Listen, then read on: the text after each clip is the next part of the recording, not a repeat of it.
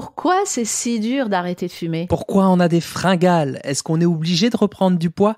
Et qu'est-ce qu'on peut faire si c'est le cas? Et certaines plantes peuvent-elles nous aider à arrêter de fumer? Bonjour à toutes et à tous, un épisode particulier puisqu'il est enregistré dans le cadre du challenge Cross Promo organisé par Eco Factory à Walligana-Pistufly et l'hébergeur Ocha. Pour cet épisode, je serai accompagné de Sonia, aka conteuse végétale du podcast Sorcière en herbe que vous venez d'entendre, un podcast que je vous recommande chaleureusement et que vous pourrez retrouver gratuitement sur toutes les plateformes d'écoute. Alors cross promo, ça veut dire que cet épisode sera diffusé en même temps sur nos deux podcasts, sur nos deux plateformes. Alors vous le savez, le mois de novembre, c'est le mois sans tabac et c'est en fait la 8e édition. Et l'objectif de cette campagne de santé publique, c'est bien sûr d'inciter les fumeurs et fumeuses à arrêter tous ensemble pendant 30 jours, tout le mois de novembre, et d'observer tous ensemble, là encore, qu'on peut le faire, qu'on peut initier le changement. Alors avec Sonia, on a eu l'idée d'un épisode préventif, super important, parce que l'arrêt du tabac, s'il ne va pas à son terme, c'est peut-être, je dis bien peut-être, qu'il n'a pas été suffisamment préparé, suffisamment anticipé.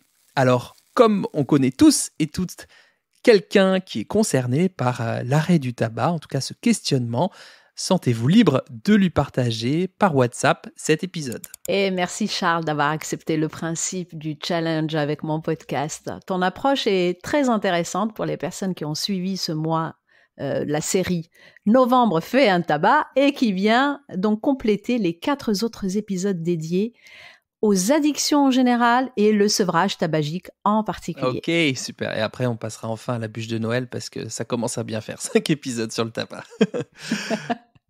Alors, avant qu'on vous dispense les 10 conseils, les 10 clés pour anticiper cet arrêt du tabac, je voudrais déjà commencer par rappeler que l'usage du tabac, c'est 3 dépendances. C'est déjà une dépendance physique, le besoin en nicotine, d'où le symptôme de sevrage, la sensation de faim, d'irritabilité, l'humeur dépressive, c'est-à-dire que les récepteurs de nicotine vont mettre 2 à 3 mois pour revenir à un taux normal.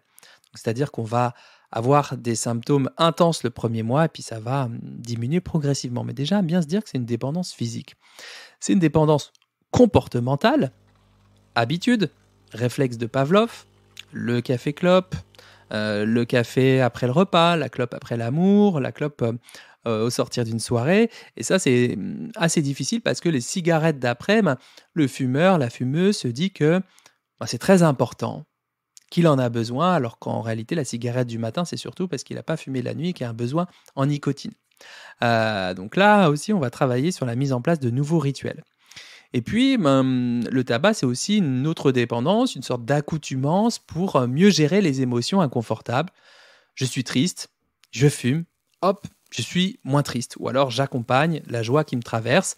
Là, l'idée, ça va être d'apprendre progressivement à mieux réguler, mieux gérer les émotions sans la cigarette. Alors, bien sûr, cet épisode ne remplace pas une consultation avec un ou une tabacologue et aucune plante ou autre remède ne saurait remplacer les substituts nicotiniques du sevrage tabagique. Donc, on part du principe que vous suivez un protocole précis et dosé, individualisé selon votre ancienne consommation de cigarettes. Alors, on va vraiment rentrer dans le vif du sujet, essayer d'être le plus concret possible si jamais vous entendez dans vos oreilles qu'on a oublié des choses. Sentez-vous vraiment libre de nous l'indiquer en commentaire de cet épisode sur Spotify ou Apple Podcast parce que c'est vraiment en mettant en commun nos connaissances, nos expériences qu'on arrive à être un peu plus exhaustif. Voilà, je vais laisser la parole à Sonia pour le premier conseil, premier clé, pour nous parler de la valériane, je crois. Oui, alors avant de parler de la valériane en tant que telle, je veux rebondir un petit peu sur ce que tu viens de dire dans ton introduction. Effectivement, il y a plusieurs facteurs à prendre en compte dans le sevrage tabagique, et ce qui d'ailleurs explique pourquoi on peut être anxieux, fatigué ou dépressif lors d'un sevrage tabagique. Et il y a aussi, comme c'est multifactoriel, il y a aussi des multitudes de solutions, dont la phytothérapie, qui sont en synergie avec d'autres. Donc, je rentrerai pas dans le détail là aujourd'hui avec toi, puisque j'en ai parlé déjà dans plusieurs épisodes avec des invités experts. Pour revenir à la valériane, pourquoi la valériane? Bon, déjà un petit peu d'histoire. La valériane signifie littéralement bien se porter. Et c'est aussi la plante qu'on appelle la plante guérit-tout ou la plante de Notre-Dame.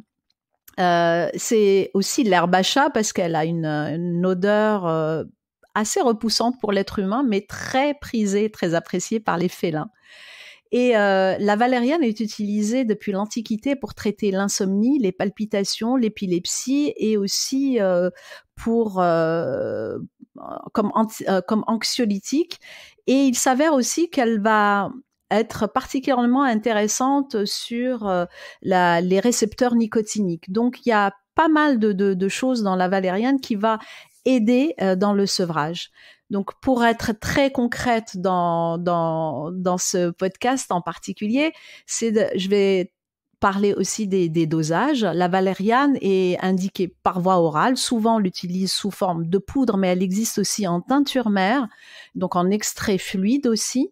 Et on va prendre une gélule le soir pendant 1 mois à renouveler, ou tout simplement une bonne décoction de racines de valériane. Je parle bien de décoction parce que quand il s'agit de racines, il faut préparer une décoction, et quand il s'agit de feuilles ou de fleurs, on va plutôt parler d'infusion.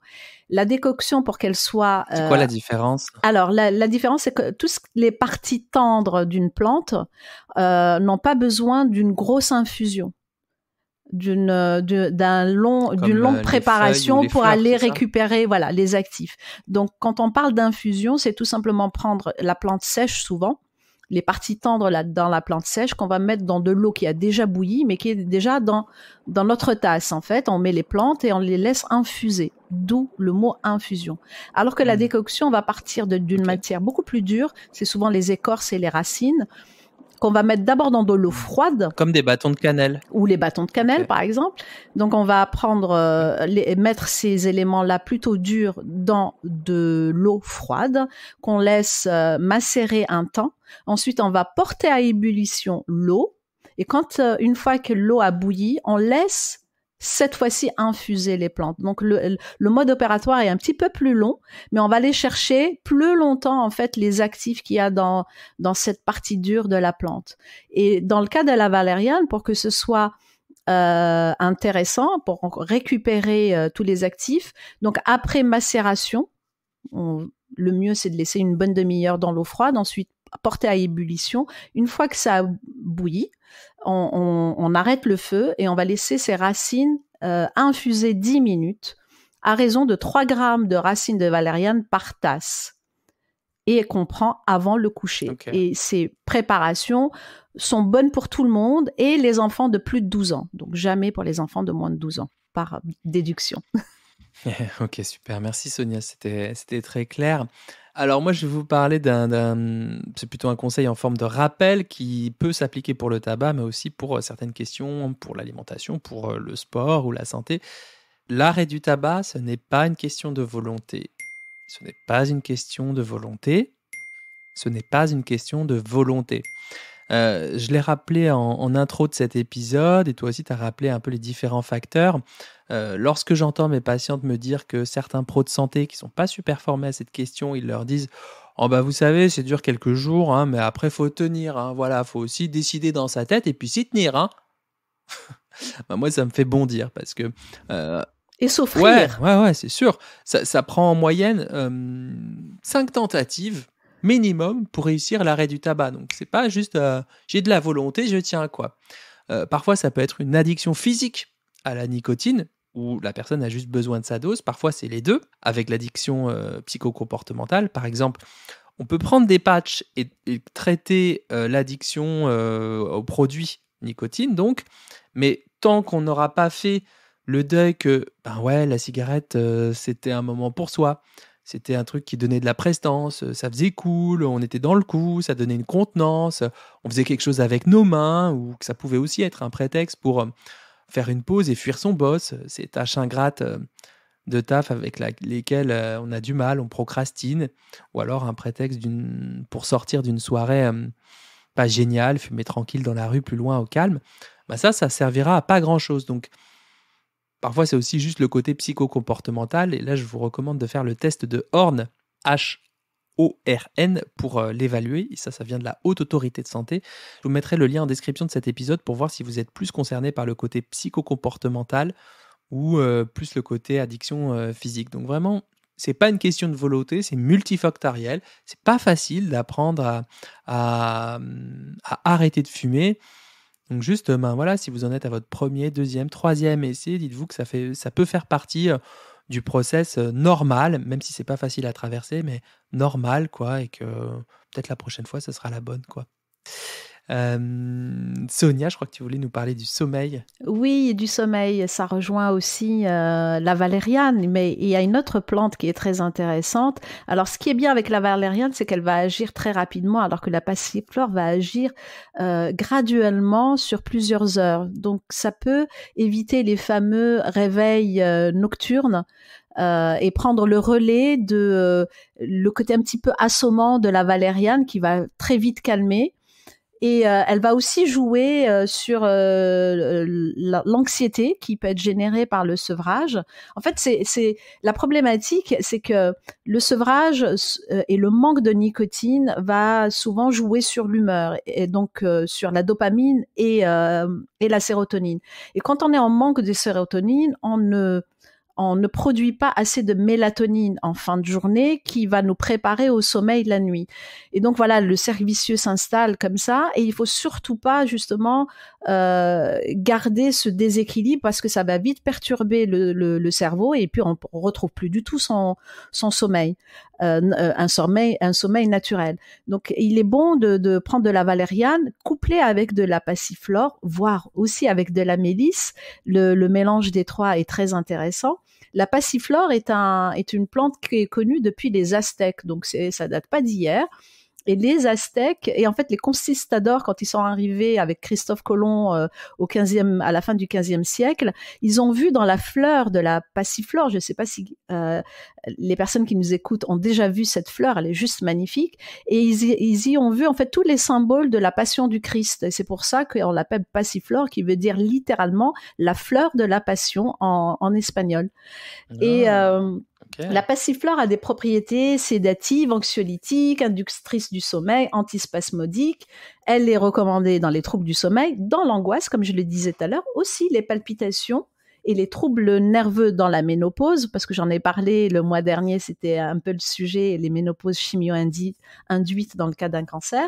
Et on retrouve cette même plante dans le sevrage tabagique. Et une étude italienne sur un groupe de 93 patients avait même montré que l'extrait sec de passiflore entre 200 et 600 mg a permis à certains de réduire leur consommation de benzodiazépines. Donc on voit bien l'intérêt de la passiflore pour ne pas avoir à prendre des antidépresseurs. Je me souviens de personnes en sevrage tabagique et Alan Carr en parle aussi dans son livre. Il dit attention à pour arrêter de fumer. Oui, il dit attention à l'effet dépresseur de l'arrêt tabagique. C'est lié vraiment à la nicotine.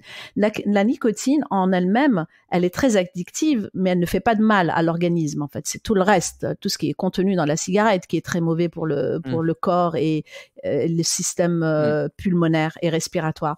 Et la nicotine, elle est dopante et à la fois relaxante et elle améliore la concentration et donc le travail. C'est pour ça que beaucoup de gens fumaient en travaillant et quand il y a eu les nouvelles lois qui interdisaient de fumer sur son lieu de travail, ça a posé pas mal de problèmes à certains.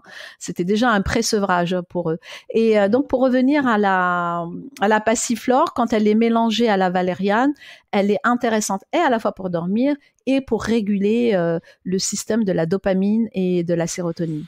Ok, et donc on la prend sous quelle forme cette passiflore? Donc c'est en extrait.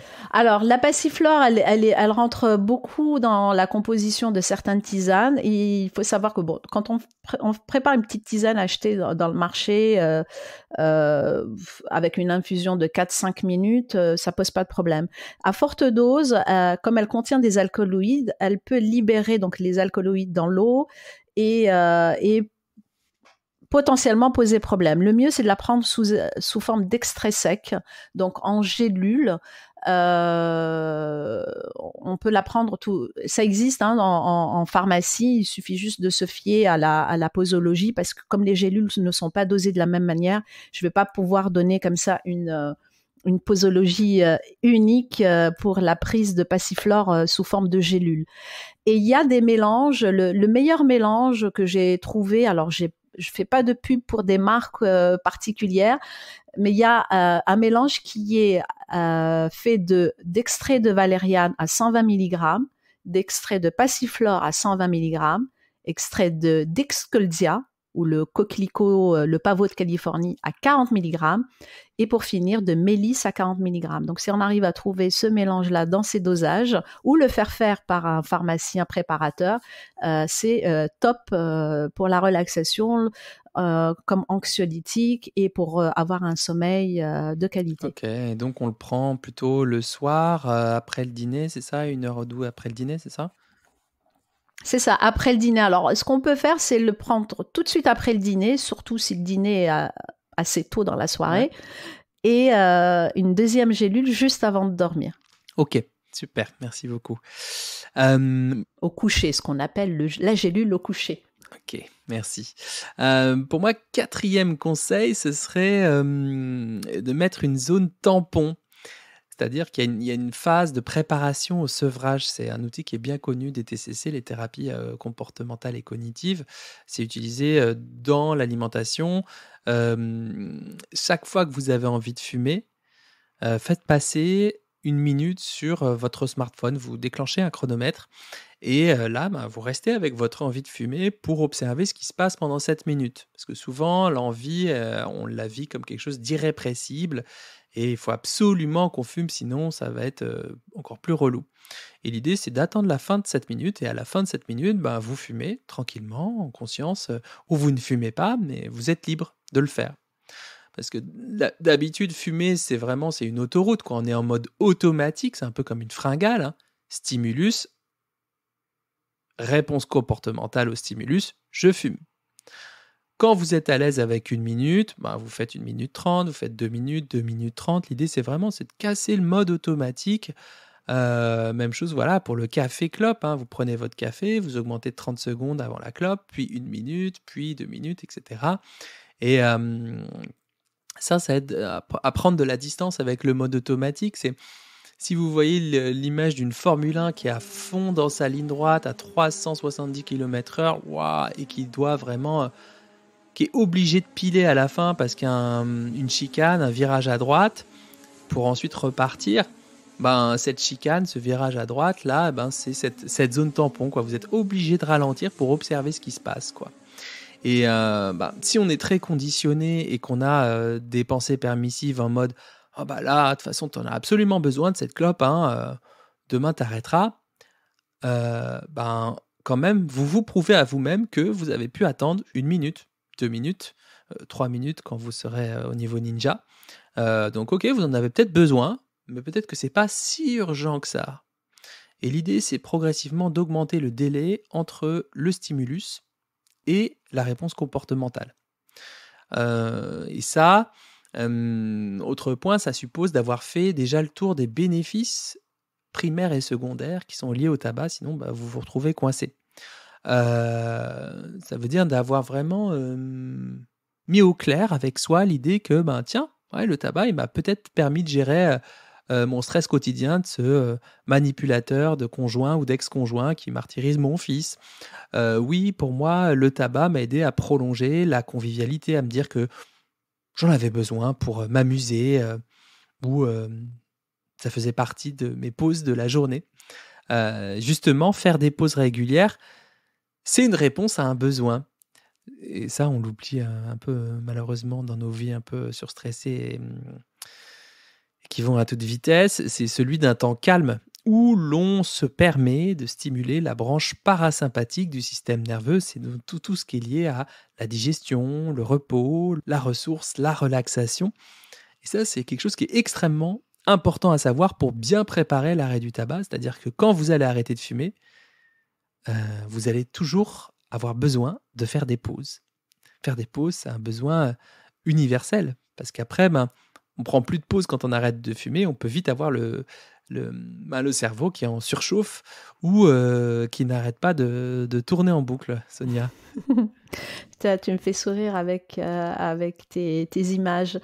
J'ai une petite astuce quand tu parlais de cette pause et cette distance à mettre entre la cigarette et l'action qui a précédé la cigarette ou qui est concomitante à la cigarette. Et il y a pour les personnes qui aiment les élixirs floraux, il y en a 2 qui peuvent aider. C'est-à-dire qu'au moment où on a cette envie de prendre une cigarette, et à la place de la cigarette, on pourrait mettre 3 gouttes de Santoré. C'est pour s'affirmer face à la tentation, donc de prendre cette cigarette, ou le Cherry Plum pour faire face à la pulsion de la cigarette, mais aussi les pulsions alimentaires. Si parfois on remplace en fait la cigarette par un bonbon, dans le meilleur des cas, voire je ne sais quoi d'autre, de bien plus calorique. Et donc il suffit juste de mettre 3 gouttes sous la langue et d'attendre que ça passe. 3 gouttes sous la langue, directement sous la langue, et d'attendre que ça passe. Oui. Tout ce qui est Santoré, Cherry Bloom, tout ça, je pense qu'on vous écrira les termes précis dans la description de cet épisode pour que vous puissiez les retrouver facilement. Est-ce que tu as un petit truc sur voilà, ce côté un peu calmer les chevaux fous du mental, comme disent les sages? Oui, le tilleul est connu pour être la plante des cerveaux sans repos. Mais c'est aussi une plante qui est très adaptée aux personnes âgées pour d'autres raisons. On dit que c'est aussi la plante des personnes âgées qui veulent retrouver du calme ou baisser leur niveau d'anxiété. Alors, ce qui est intéressant dans le tilleul, c'est qu'il y a 2 parties qui peuvent être intéressantes et utilisées dans le sevrage tabagique. Les fleurs de tilleul qu'on connaît dans les tisanes, ou l'aubier tilleul. L'aubier tilleul, c'est la partie vivante de l'écorce de tilleul. Et l'aubier tilleul, c'est plus pour nettoyer l'organisme des toxines accumulées, notamment par le tabagisme. Donc ça va favoriser les émonctoires et le drainage, en quelque sorte, la purification et le drainage de l'organisme. Donc pour ce qui est des fleurs, c'est une tisane classique. On va prendre entre 2, on va dire, et 6 grammes par jour de fleurs de tilleul dans une infusion. Donc, pour revenir à la description tout à l'heure, donc dans de l'eau chaude, on va prendre ça plusieurs fois par jour et ça va calmer le mental et encore mieux quand on le prend le soir pour calmer donc le cerveau sans repos. De toute façon, ça se trouve tellement facilement dans le commerce que je ne vais pas trop rentrer dans les détails de la posologie. Il y a aussi l'aubier tilleul, donc là, cette fois-ci, comme il s'agit d'une partie dure, donc on est en décoction, et c'est une décoction de 15 minutes. Donc on prend 5 à 10 grammes, on l'a vu tout à l'heure. 5 grammes pour un quart, donc un quart de litre d'eau, c'est une très grosse tasse, ou un demi-litre d'eau. Donc si on veut préparer à l'avance 2 grosses tasses, voire 3 petites pour la journée. Et qu'on va prendre avant les 3 repas pour aider le foie à se nettoyer. Et cette cure dépurative est à faire en début de sevrage tabagique, à boire 6 jours sur 7 pendant 3 semaines. Mais il y a aussi d'autres plantes, on en parlera peut-être tout à l'heure, qui sont intéressantes dans le nettoyage des émonctoires, parce qu'il y a d'autres émonctoires, il y en a 5 en tout. Il y a les poumons, c'est un émonctoire. La peau, c'est le plus grand émonctoire, le plus grand organe de notre corps. Il y a les reins et il y a les intestins. Et donc tout ça, il est bon de les nettoyer avec des plantes différentes, de telle manière à ce qu'on nettoie l'organisme et en particulier les poumons de tout ce qui a été accumulé pendant plusieurs années. C'est pas une solution miracle, mais ça va aider. Ok, merci Sonia pour ce remède des cerveaux qui ne s'arrêtent plus, des cerveaux qui pensent trop. Moi, je vais vous parler d'un point essentiel, conseil numéro 6, se préparer à la reprise du poids. Alors ça, c'est vraiment un point très important, même crucial. C'est une des raisons principales pour lesquelles les personnes qui arrêtent la cigarette reprennent.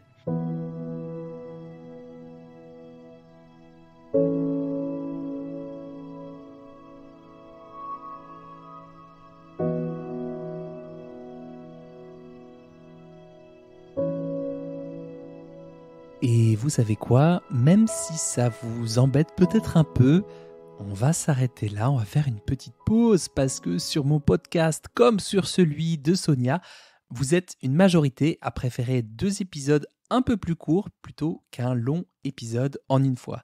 Alors ne vous inquiétez pas, la diffusion de la 2e partie arrive dès le lendemain avec les bonnes pratiques de régulation du poids, avec peut-être une petite expérience à faire dès qu'on monte sur la balance et peut-être que le poids monte. Qu'est-ce qu'on fait? Qu'est-ce qu'on pense? Qu'est-ce qu'on éprouve? Des habitudes utiles pour changer concrètement son comportement. Puis on va aussi parler des plantes qui aident à détendre le cerveau qui pense trop et de certaines plantes adaptogènes qui agissent pour réguler nos craintes ou nos insomnies. Rendez-vous dès demain matin pour la 2e partie de cet épisode.